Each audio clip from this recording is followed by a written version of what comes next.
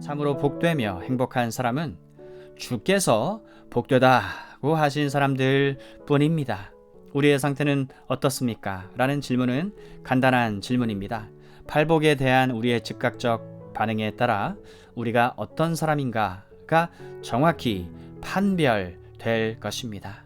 나에게 팔복의 말씀이 거칠고 가혹하게 느껴질 때, 팔복이 내가 싫어하는 인물의 성격과 삶의 양상을 묘사한다고 느껴질 때, 이것은 내가 그리스도인이 아니라는 사실을 의미합니다. 만일 내가 이렇게 되고 싶지 않다면 나는 허물과 죄로 죽은 사람임에 틀림없습니다. 나는 새 생명을 받았을 리가 없는 것입니다. 하지만 내가 보잘것없는 자이지만 내게 그렇게 되고자 하는 소원이 있을 때, 그리고 내가 아무리 부족하더라도 이것이 소원이요 의욕일 때 내 속에는 생명이 있다는 증거입니다. 나는 하나님의 자녀임에 틀림없는 것입니다. 제3장 팔복 서론. 본 설교에 대한 전반적인 분석을 앞장에서 끝내었으므로 이제는 본 설교의 첫 부분인 팔복에 대해 고찰할 수 있게 되었습니다.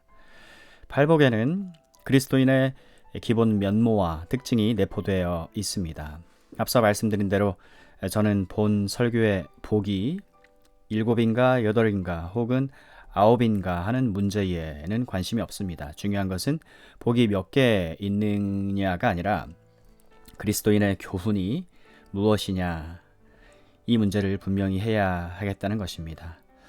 먼저 제가 이것을 개관해 보려고 하는 것은 이것을 전체로 취급할 때에만 파악될 수 있는 몇 가지 진리가 있다고 생각되기 때문입니다. 성경 연구에서 세부의 주의를 기울이기에 앞서 총괄적으로 시작해야 하는 것은 불가피한 원칙이 됩니다. 전체보다 세부에서 시작하는 일처럼 이단과 오류로 인도하는 것은 없을 것입니다.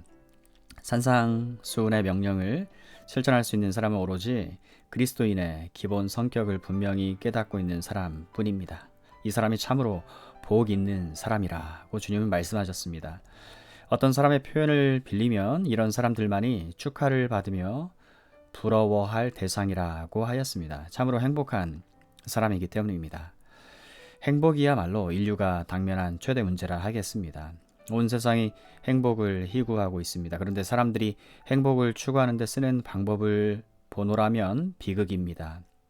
절대 다수가 불행을 불러오는 방법을 사용하고 있기 때문입니다. 어려움을 일시 피함으로 한순간만을 행복하게 해주는 것은 결국 불행과 문제를 더하게 할 뿐입니다. 이런 곳에 죄의 기만성이 스며듭니다. 죄가 항상 행복을 제공하는 것 같기는 하여도 죄는 항상 불행과 마침내는 비참함과 불운으로 인도합니다.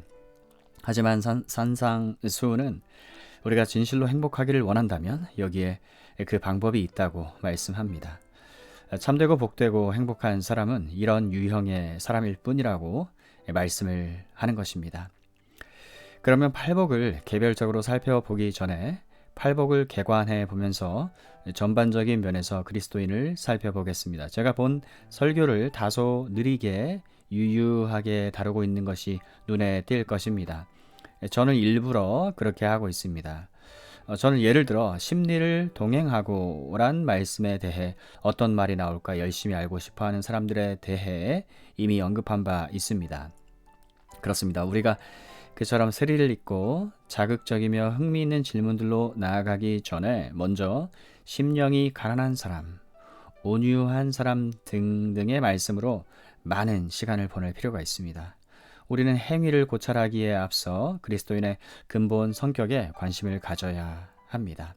저는 팔복으로부터 이끌어낼 수 있는 어떤 일반적 교훈들이 있다고 말씀드립니다. 첫째로 그리스도인은 모두 이렇게 되어야 한다는 것입니다. 그리스도인은 모두 이렇게 되어야 한다. 팔복을 읽어 보십시오. 그러면 기독교인의 본분이 어떻게 서술되어 있는가를 아실 것입니다.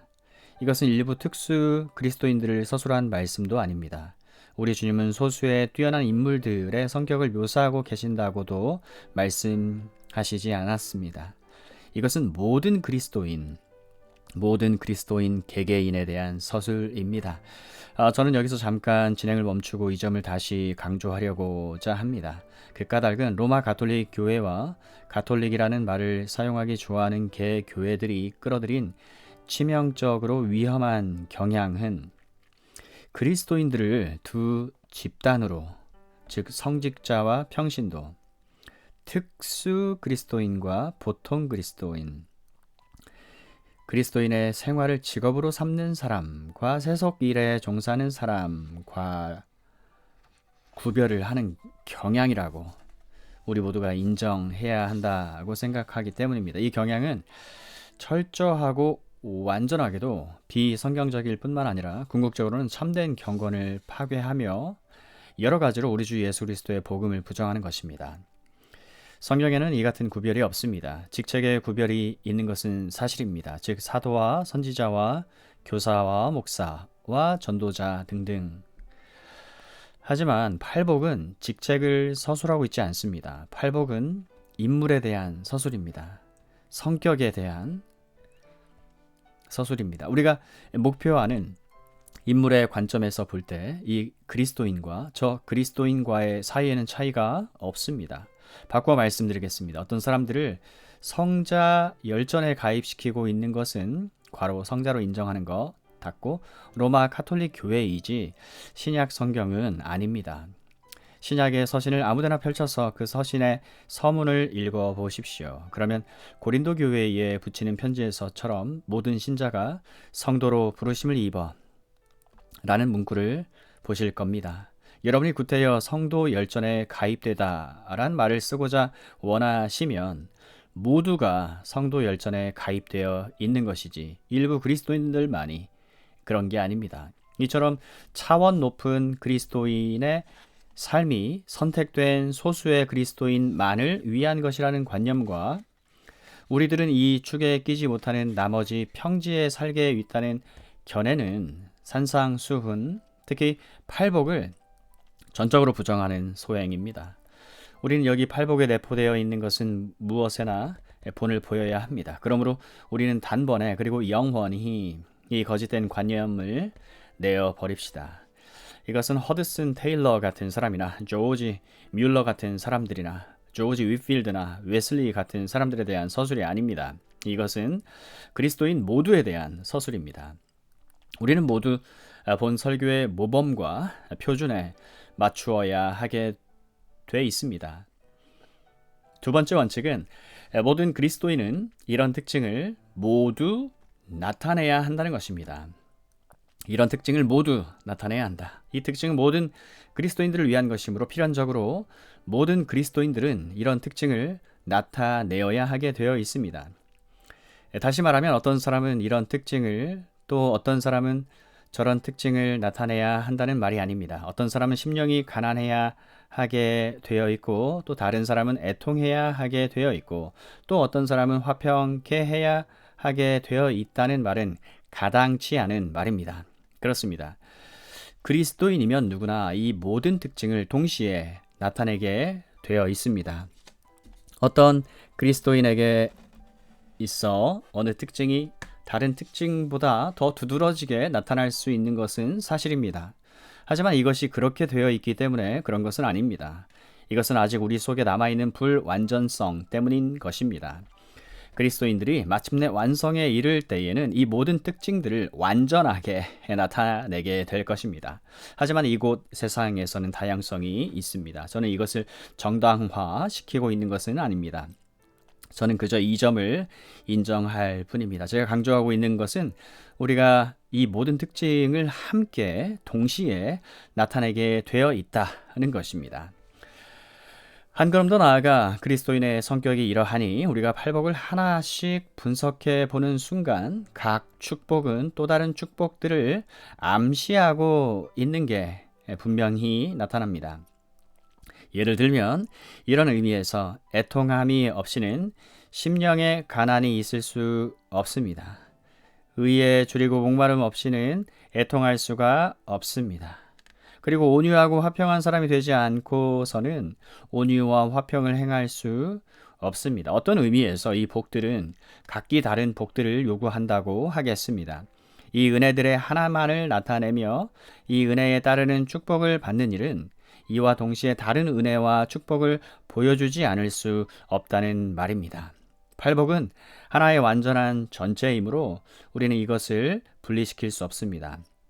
그러므로 어느 사람에게 팔복의 하나가 다른 복에 비해 좀 더 두드러지게 나타날 수는 있지만 그럴 때에도 팔복은 그에게 모두 있는 것입니다. 팔복의 비율이 변화할 수는 있어도 팔복은 모두 나타나 있는 것입니다.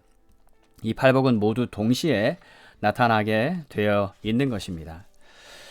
두 번째 원칙은 매우 중요한 것입니다. 하지만 세 번째 원칙은 더 중요한 것 같습니다. 즉 이들 서술에 어느 하나도 생내적인 성품을 가리켜 말하는 것은 없다. 하나도 없다는 것입니다. 생내적인 성품을 가리켜 말하는 것은 하나도 없다. 각 특징은 오직 성령의 사역에 의해서만 은혜로 산출될 수 있는 하나의 기질인 것입니다. disposition. 이 점은 아무리 강조해서 말씀드려도 오히려 부족한 감이 있습니다. 그 아무도 팔복에 서술된 것과 생내적으로 일치하는 사람은 없습니다. 우리는 팔복에 서술된 영적 자질과 그것을 비슷하게 닮은 생내적 자질과 명확히 구별하는 일에 조심해야 합니다. 생내적으로 심령이 가난한 것처럼 보이는 사람들도 있습니다. 하지만 이것은 주님이 여기서 말씀하신 게 아닙니다. 생내적으로 온유해 보이는 사람들도 있습니다. 온유에 관한 진술을 취급하는 대목에서 저는 그리스도께서 말씀하신 온유는 일반 비중생인 속에 나타나는 생내적 온유와는 전혀 다른 것임을 여러분들에게 보여줄 수 있기를 바랍니다. 일반 비중생인, 다른 말로는 자연인, 이것은 생내적인 자질이 아닙니다. 그 아무도 출생에 의해 자연적으로 이렇게 될 수는 없는 것입니다. 이것은 미묘한 문제이므로 사람들이 이것에 대해 자주 어려움에 부닥치는 것도 무리가 아닙니다. 사람들은 말합니다. 나는 그리스도인으로 자처하지 않는 사람을 알고 있습니다. 그는 예배 장소에 가지 않습니다. 성경도 읽지 않습니다. 기도도 하지 않습니다. 솔직히 말해서 그는 이런 일들에 관심이 없다고 말합니다. 하지만 저는 그가 예배 장소에 가며 기도하는 수많은 사람들보다 더 그리스도인답다고 생각합니다. 그는 항상 사람이 좋고 예의 바르고 거친 말이나 불친절한 판단의 말은 하나도 하지 않을 뿐더러 항상 선행을 일삼습니다. 라고 말입니다. 이런 사람들은 그들이 살피고 있던 사람들의 어떤 특징을 보고 그의 속에는 팔복의 모든 특징이 눈에 띄게 나타나 있습니다. 그가 기독교 신앙을 부정하긴 하여도 그는 기독교인임에 틀림없습니다라고 말합니다. 이것은 그들이 팔복의 특징을 분명히 알지 못하는 데서 오는 혼란입니다. 다시 말하면 우리가 여기에 여러 복에서 볼 수 있는 것은 생내적 성격의 서술이 아니라 은혜로 산출된 기질이라는 점입니다. 날 때부터 훌륭한 그리스도인처럼 보이는 사람을 예로 들어봅시다. 그의 특징이 팔복과 일치되는 조건이나 상태에 라고 말을 한다면 이 말은 전혀 부당하다고 말씀드리는 바입니다. 이것은 생내적 기질의 문제이기 때문입니다. 사람이 어느 정도까지는 자신의 자연 기질을 지배할 수는 있어도 그의 자연 기질을 결정 지을 수는 없기 때문입니다. 우리들 가운데에는 날 때부터 전투적인 사람도 있습니다. 조용한 사람들도 있고 민첩하고 불과 같은 사람도 있습니다. 느린 사람도 있습니다. 우리는 우리 자신의 타고난 모습을 발견할 따름입니다. 복음적 신앙에 반대되는 논증으로 자주 제시되고 있는 선량한 이 사람들은 이 같은 사람들이 된 것에 조금도 책임이 없습니다. 그들의 상태는 생물학적으로 설명이 됩니다. 그들의 상태는 영성과는 아무 상관이 없습니다. 하나님에 대한 관계와도 상관이 없습니다. 이것은 순전히 동물적이며 물질적인 것입니다. 사람들의 몸매가 각기 다르듯 그들 기질도 다릅니다. 만일 이것으로 그리스도인인지 아닌지를 구별한다면 이것은 전혀 부당한 일이라고 말씀드립니다. 하지만 감사하게도 이것은 그리스도인의 입장이 아닙니다. 우리들의 태생과 출신이 야 어떠하든 우리는 모두 그리스도인으로서 이렇게 작정되어 있는 것입니다. 우리는 모두 이렇게 작정되어 있을 뿐만 아니라 이렇게 될 수 있습니다. 이것이 복음의 영광스러움입니다. 복음은 천성으로 가장 교만한 사람도 심령이 가난한 사람으로 만들 수 있습니다. 여기에는 신기하고 영광스러운 신뢰들이 있습니다. 생내적으로는 존 웨슬리보다 더 자만심이 강했던 사람이 다시 없다고 하겠습니다. 하지만 그는 심령이 가난한 사람이 되었습니다. 그렇습니다. 우리는 생내적 성격이나 순전히 육체적이며 동물적이거나 그리스도인의 성격을 가장하는 것에는 관심이 없습니다. 저는 뒤에 가서 분석할 때 이것을 여러분들에게 보여줄 수 있기를 바랍니다. 여러분들은 그들의 본질적 차이를 곧 보게 될 것입니다. 이것은 은혜의 결과입니다. 성령의 산물입니다. 따라서 모든 사람에게 가능한 특성과 기질이 됩니다. 이 성격과 기질은 모든 생내적 상태와 생내적 기질을 도외시하고 곧바로 질러갑니다. 이것은 중요한 기본 원칙이므로 우리가 이 개별적인 서술을 살펴볼 때에 우리는 이것을 생내적인 성질과 혼동해서는 아니 될 뿐만 아니라 동시에 생내적인 용어로 정의하지 않도록 조심해야 하겠다는데 의견이 일치할 줄로 압니다. 우리는 이 같은 차이를 영적으로 신약 성경의 가르침을 기초로 하여 구별해내야 합니다. 이번에는 다음 원칙을 생각해 봅시다. 이 서술들은 분명히 성경의 어느 것보다도 더 분명히 그리스도인과 비그리스도인 사이에 근본적이며 절대적인 차이를 나타낸다고 하겠습니다. 이것은 정작 우리의 관심사가 되어야 할 것입니다. 그리고 제가 산상 설교를 고려해 보는 일이 무엇보다 중요하다고 말씀드리는 이유도 이 때문입니다. 이것은 단순히 어떤 사람의 행실을 서술하는 것이 아닙니다. 사실상 핵심은 그리스도인과 비그리스도인과의 이 같은 차이점에 있는 것입니다. 신약 성경은 이 점을 절대 기본적이며 근본적인 것으로 간주하고 있습니다. 그리고 제가 현대의 여러 가지 사태를 관망해 볼 때 교회에 가장 필요한 것은 이 본질적 차이에 대한 이해인 것입니다. 이 본질적 차이에 대한 이해. 이 같은 이해가 무디어져 있습니다.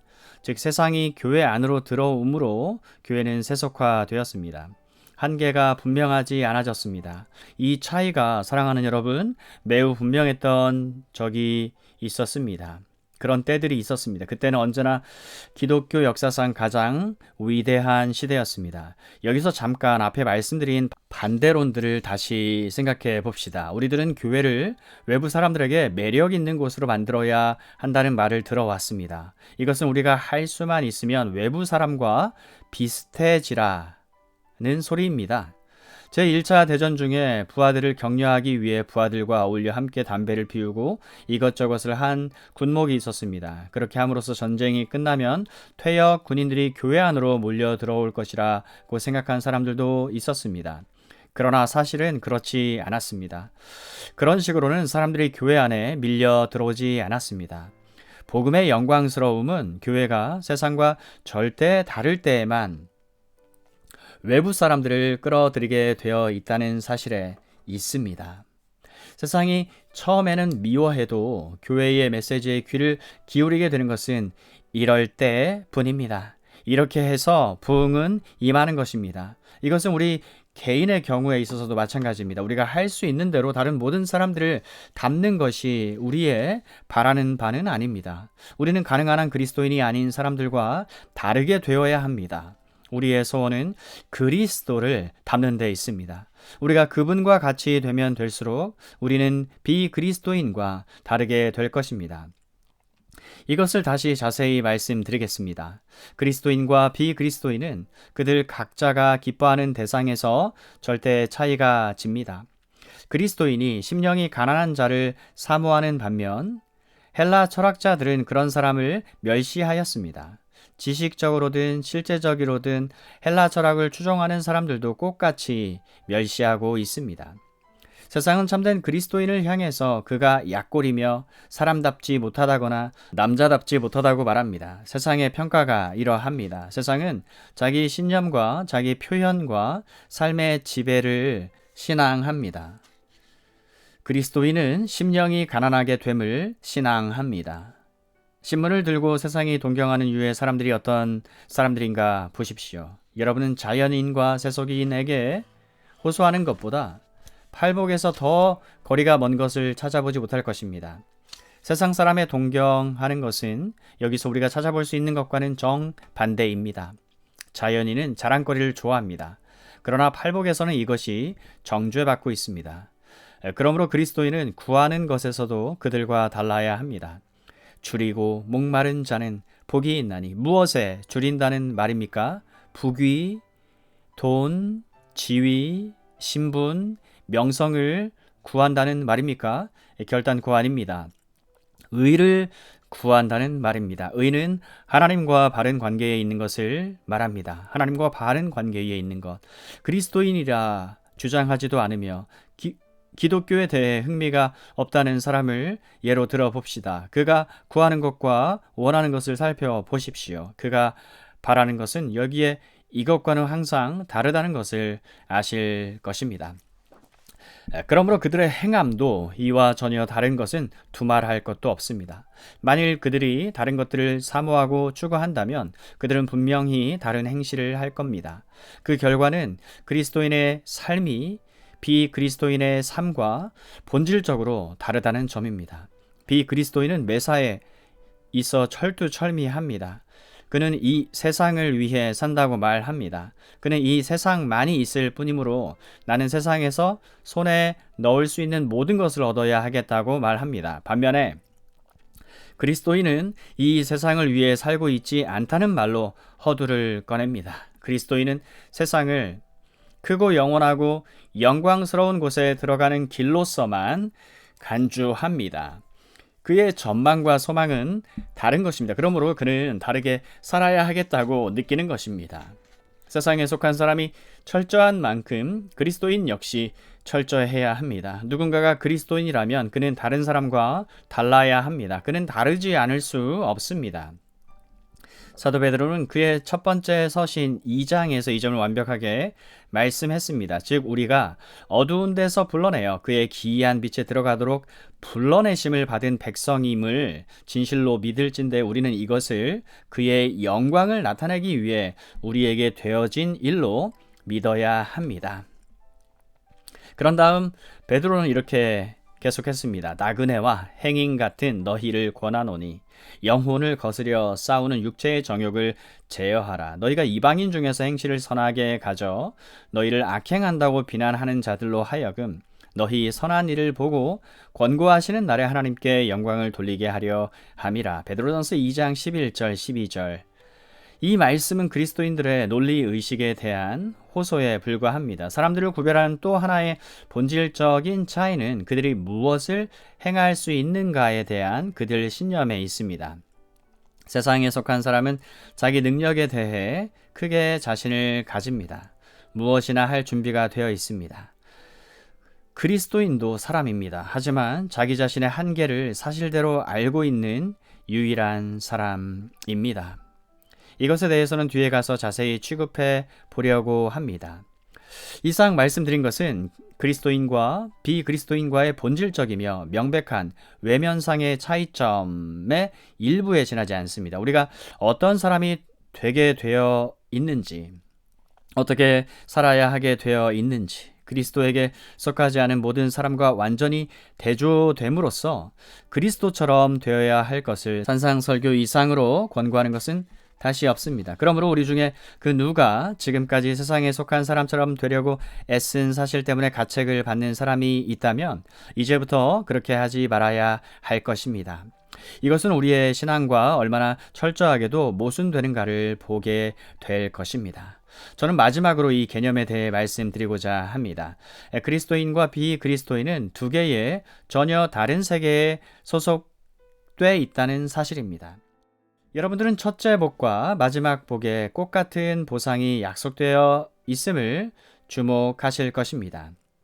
천국이 저희 것이며 무슨 뜻이겠습니까? 주님이 천국으로 시작하여 천국으로 끝맺음에 있어 우리 자신에 대해 분명히 해야 할 것은 우리가 전혀 다른 세계에 소속되어 있다는 사실입니다. 너희는 본질에서만 다르지 않다. 너희는 전혀 다른 두 세계에서 살고 있다. 너희가 이 세상에 있기는 하다. 하지만 이 세상에 속해 있지 않다. 너희는 다른 백성들과 함께 살고 있다. 그렇다. 너희는 다른 나라의 시민이다. 라고 주님은 말씀하시는 것입니다. 이것은 이 인용절 어디에서나 강조되어야 할 중요한 점입니다. 천국이란 무슨 뜻이겠습니까? 여러분들은 천국과 하나님의 나라를 구별해야 한다고 하는 말을 들었을 것입니다. 하지만 저는 그 차이가 무엇인지 알 수가 없습니다. 마태가 하나님의 나라라고 말하지 않고 천국이라고 말한 것은 어떤 이유에서였습니까? 그 대답은 마태가 원래는 유대인들을 위해 본 복음을 썼으며 마태의 주요 목적은 유대인의 하늘나라 개념, 괄호 혹은 천국관 닫고 을 정정해 주려는 데 있었기 때문입니다. 그들은 물질적 천국관을 가지고 있었습니다. 그들은 물질적 군사적 의미의 천국관을 가지고 있었습니다. 그래서 우리 주님의 목적은 그의 나라가 근본 영적인 나라라는 것을 보여주고자 했던 것입니다. 바꿔 말하면 주님은 그들에게 이렇게 말씀했다고 생각할 수 있습니다. 너희는 천국을 세상 나라로 생각해서는 아니 된다. 천국은 하늘에 있는 나라이다. 천국은 여러 가지 모양으로 땅에 영향을 미치게 되어 있다. 하지만 천국은 본질적으로 영적인 나라이다. 천국은 지상의 인간 영역에 속하여 있지 않고 하늘에 있다. 라고 말입니다. 그렇다면 천국은 어떤 것이겠습니까? 천국은 본질적으로 그리스도의 통치와 그리스도가 다스리는 영역을 의미합니다. 천국은 다음과 같이 세 가지로 생각할 수 있습니다. 주님은 땅 위에 계실 때 천국이 임했다고 여러 번 말씀하셨습니다. 어디서나 그가 나타나셔서 권세를 행사하시는 곳은 천국이었습니다. 여러분들은 바리새인들이 바알세불을 힘입어 예수가 귀신들을 내어 쫓는다고 비난하였을 때 주님께서 그 말이 절대 어리석은 말인 것을 보여주신 일을 기억할 겁니다. 그때 주님께서는 그러나 내가 하나님의 성령을 힘입어 귀신을 쫓아내는 것이면 하나님의 나라가 이미 너희에게 임하였느니라고 말씀하셨습니다. 마태복음 12장 28절 말씀. 여기에 하나님의 나라가 있습니다. 그의 권세, 그의 통치가 실시되고 있었던 것입니다.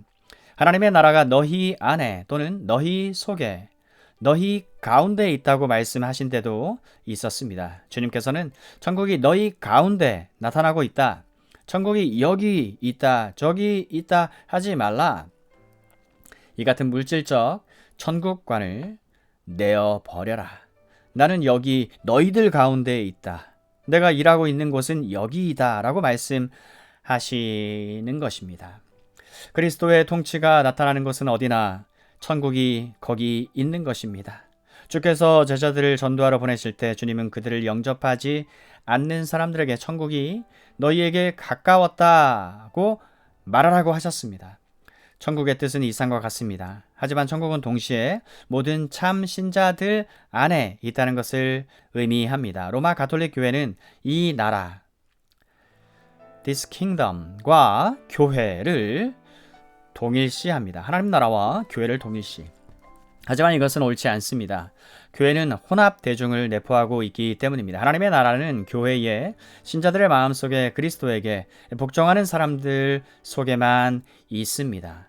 그리스도께서 그들 속에, 그들 가운데서 통치하십니다. 여러분은 사도 바울이 베드로의 말씀을 연상시키는 말씀으로 이걸 어떻게 표현했는지 기억할 겁니다. 바울은 골로새서를 기록하는 가운데 우리를 흑암의 권세에서 건져내사 그의 사랑의 아들의 나라로 옮기신 아버지께 감사를 드렸습니다. 골로새서 1장 13절 말씀. 그의 사랑하는 아들의 나라는 하나님의 나라, 즉 하늘나라요 우리가 들어간 새 나라입니다. 예를 또 하나 들면 바울은 빌립보서에서 우리의 시민권은 하늘에 있다고 하였습니다. 우리는 여기 땅 위에 있습니다. 우리는 가상적인 능력이 아니라 실제 하는 능력에 복종합니다. 우리는 우리의 삶을 이런 식으로 살고 있습니다. 그렇습니다. 우리의 시민권은 하늘에 있는지라 거기로서 구원하는 자 곧 주 예수 그리스도를 기다리노니 인 것입니다. 빌립보서 3장 20절 말씀. 그리스도를 우리의 주님으로 인정하며 지금의 삶에서 그분의 통치와 지배를 받고 있는 우리는 하늘나라에 있습니다. 천국은 우리 속에 있습니다. 우리는 그의 사랑하는 아들의 나라로 옮겨졌습니다. 우리는 제사장들의 나라가 된 것입니다.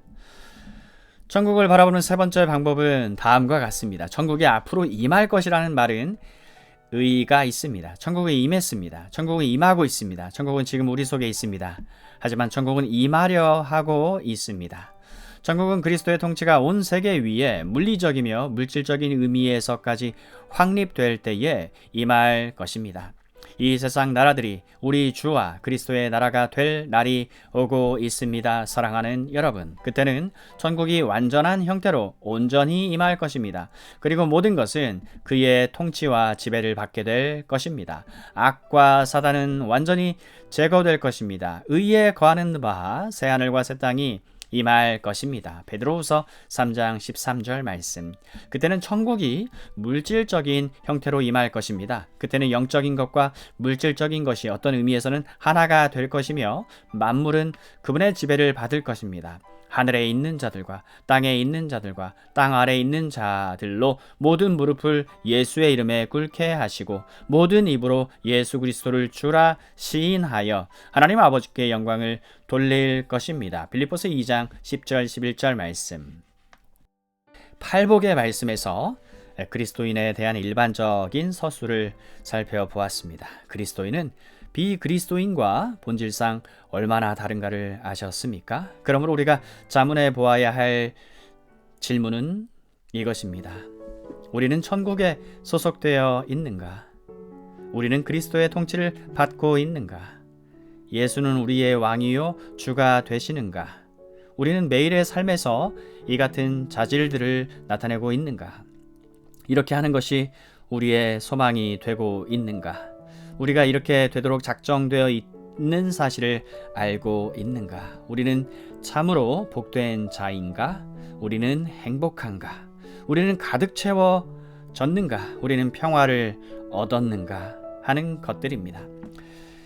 저는 총 서론에서 우리의 상태는 어떠합니까? 라고 여러분들께 질문을 던졌습니다. 참으로 복되며 행복한 사람은 주께서 복되다고 하신 사람들 뿐입니다. 우리의 상태는 어떻습니까? 라는 질문은 간단한 질문입니다. 팔복에 대한 우리의 즉각적 반응에 따라 우리가 어떤 사람인가가 정확히 판별될 것입니다. 나에게 팔복의 말씀이 거칠고 가혹하게 느껴질 때, 팔복이 내가 싫어하는 인물의 성격과 삶의 양상을 묘사한다고 느껴질 때, 이것은 내가 그리스도인이 아니라는 사실을 의미합니다. 만일 내가 이렇게 되고 싶지 않다면 나는 허물과 죄로 죽은 사람임에 틀림없습니다. 나는 새 생명을 받았을 리가 없는 것입니다. 하지만 내가 보잘것없는 자이지만 내게 그렇게 되고자 하는 소원이 있을 때, 그리고 내가 아무리 부족하더라도 이것이 소원이요 의욕일 때 내 속에는 생명이 있다는 증거입니다. 나는 하나님의 자녀임에 틀림없는 것입니다. 하늘나라와 하나님 아들의 나라의 시민임에 틀림없는 것입니다. 각자 자신을 살펴봅시다.